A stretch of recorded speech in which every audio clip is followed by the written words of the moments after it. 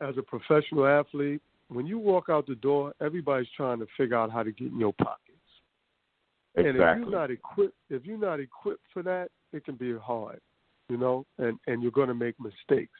But just imagine if you took time to be that basketball player, be the coldest, best basketball player you can be, and then be the sharpest student and person you can be. You imagine you may not need an agent. You may not need all these people to do everything for you. Because I think sometimes we get lulled into this thing, and I don't think we know it, but that's the game. Like, they want you to have to be dependent on them, you know? So one of these days we're going to have to instill in these kids that, you know, because just think about it. When you're the normal 9-to-5 people, they've been taught to be their own person, you know, to take care of everything in life on their own. They don't have all these people who do these things for them, you know, but as a basketball player, you're nurtured and you're kind of groomed to be dependent. Exactly. And to have people do things for you, think for you. Huh? Every form of entertainment is that way, too. Yes, right. I'm just using, but right. You're absolutely right. And I think we forget about that. So I'm so proud of my kids because of, you know, and I teach them to be independent. You know, when my son made his choice for college, I didn't make that choice for him. I didn't do a lot of talking to them coaches.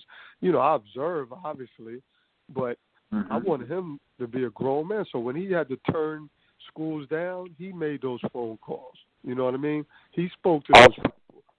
And I sometimes and when I say, and when we start talking about books and all that, I just don't mean books. I mean those lessons. Teach them loyalty. Teach them how to look somebody in the eye and talk to them, shake their hand, firm handshake.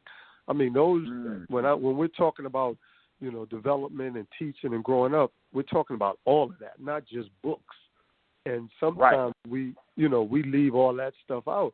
And now you get put in this world of everybody's trying to get hands on you. Now you don't know what to do.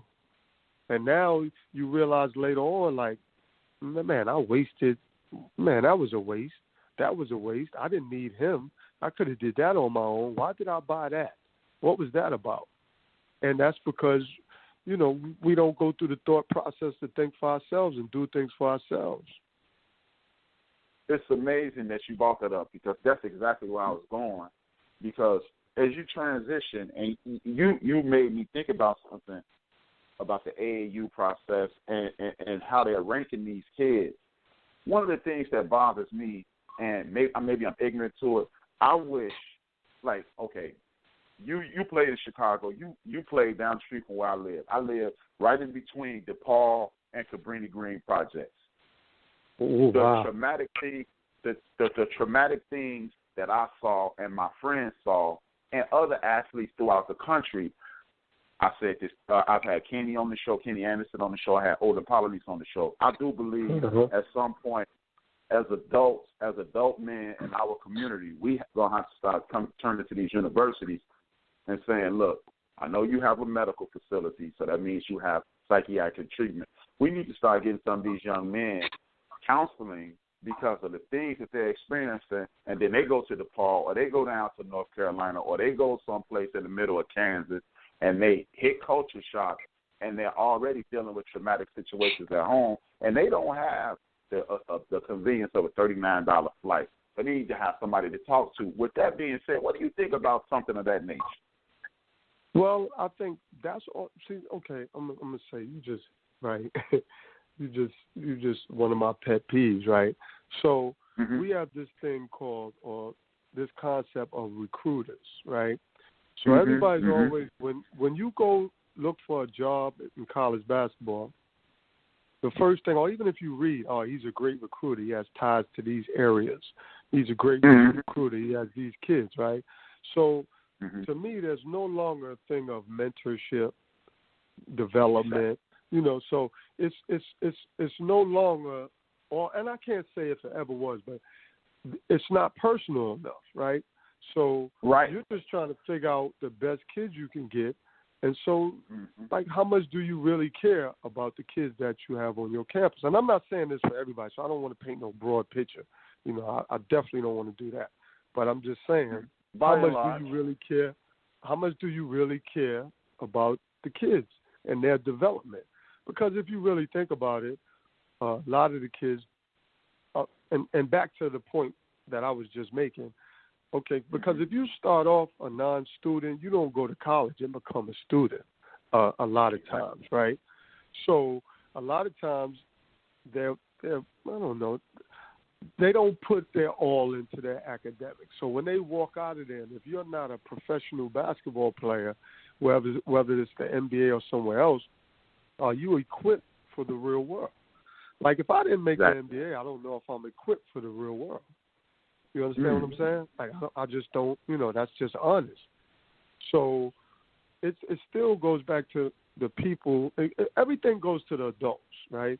We blame the kids and we make them ineligible and all that. But it all goes back to the adults. They make the rules. They set the table. You understand what I'm saying? So to your point, you're right. But you have to have the right people in there. And it got to be people who care about kids and care about their development. And that's not always the case. Some of these rules that are implemented, says it all. You know what I mean? Even the transfer rules and, stuff like that. Like a coach can leave whenever he wants to, but the player's stuck. Or if he transfers, he has to sit out a year. Coach don't sit out a year. So, there's a lot of rules that are not about the kids. And it's just tragic. And, I mean, like, I've never met you personally. I know people who know you, and I've heard great things about you, as a person.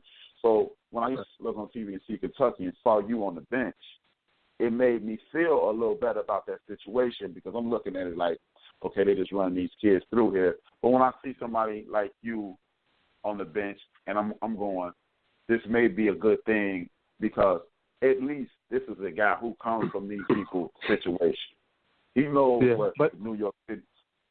Go ahead. But let me say this to you. I don't mean to cut you off because let me say this something to you about Kentucky, right? And I can speak for it because I was there.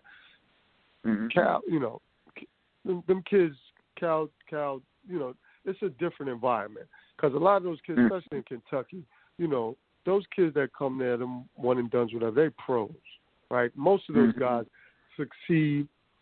They go on to make a lot of money. Now, I still think you have to, at some point in time, as you're making this money, you still have to keep developing. But those kids are different. They're just like Duke and, and some of these other schools. They're different. You know what I mean? They're, I know, Cal tries to give those kids as much as they're supposed to get, under all the rules. He's there. He helps them even after the fact, so that situation, I'm a part of that situation, and I love being a part of that situation. Every place may not be like that, but Cal and, the assistant coaches that he hires and the people that are around him, they are looking to better develop those kids. And I'm sure Krzyzewski does the same thing and, some other guys. And I'm going to even say Rick Pitino. And I know people may say, oh, man, he just was in this, supposedly did this or that.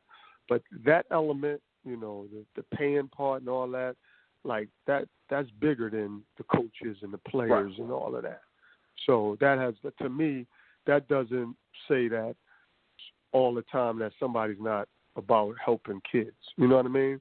Right. So. I mean, it's and another thing that you touched on that really struck a chord with me, and it made me. I was glad that you said it. Is I was wondering. Again, maybe I'm ignorant. I don't know anything about it. It's not the environment that I travel in. I always wonder why don't guys go into, like guys like yourself and other pros go into being agents. I never understood why you get a guy like, for example, I've always heard how intelligent and how helpful Isaiah Thomas is. I've always wondered, why isn't he an agent? Because who better to walk you through this situation than a former player? Oh, you saying Isaiah Thomas? Now, let me tell you about that, though. See, somebody like Isaiah Thomas, he's so great probably because he's not an agent. Like, because I think his mentorship may be more important. Now, no, I shouldn't say it exactly like that, because I think at some point in time, if you can find people who, again, care about the kids enough to say, listen, I'm going to mentor you and I'm going to make you self-sufficient, and then I'm going to move you on. You know what I mean? So to your point, yes, right, because that's what it has to be, and you have to find that. Instead of making you dependent on me, I'm going to teach you how to be self-sufficient. You know, and because that's what it's supposed to be about. But the agent thing, I don't know. It's so tricky, and I don't know. That's a hustle. But you're right. I mean, there's guys like Isaiah and like myself who've been through it and seen it all that could probably, you know, help that process. Yeah, because it baffled me. It baffles me. Like, I hear about these shiesty agents, these shiesty financial people, and it's good guys out there. And I was like, well, why don't this guy be an agent? Because, like, okay, what really? But let me do this. I don't mean to cut you off, because I don't want to go at agents, right? Because I don't want the backlash. Oh, you're talking about agents. It ain't about this. This would solve that, and I'm not trying to cop out neither, because there are some terrible agents, and there's a bunch of them out there, and you got to watch yourself. But I don't want to paint this super broad picture, because I know people like Rich Paul and his agency, Clutch Sports, which I love to death. I think they on point. But, again, it goes back to if we teach the young fellas from the beginning, you know what I mean? And you go through the school process, and you take time to, like, develop your mind and know what's going on out here. Because if you know you're going to be and this is somebody after 1,000 years talking now, so I don't want to act like I'm all knowing. But if you're a young kid and you're supposed to be this phenom, and everybody's projected you to become a pro, if you put that kid in school and really put them through the business classes and the marketing classes, and, you know, like, imagine what you could do.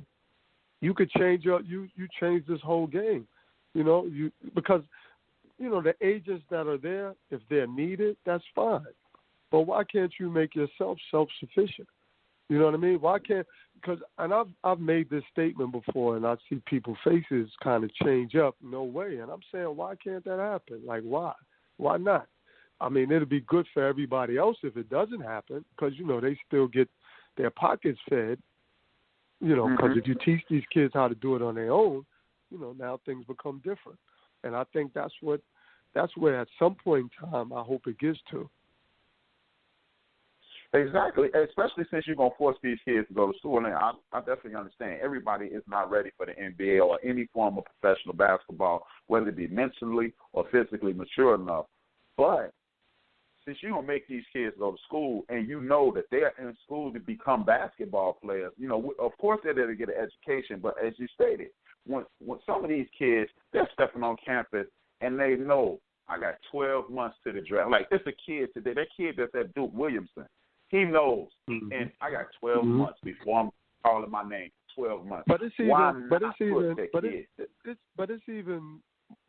sooner than that. I'm sure there's some kids that go to high school, and they're in high school saying the same thing. So they ain't thinking education in high school, and they're getting through high school. You know what I mean?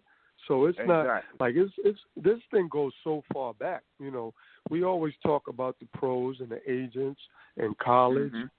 But it goes further back. It starts. You're being groomed early to be dependent on people. You're being groomed early for people to make you feel like you're superior and, you know, above, you know, just the regular things that go on out here. When sometimes you need those regular things. You need to be the regular person. You need to learn what everyone else in the world is doing. You know what I mean? And I tell people,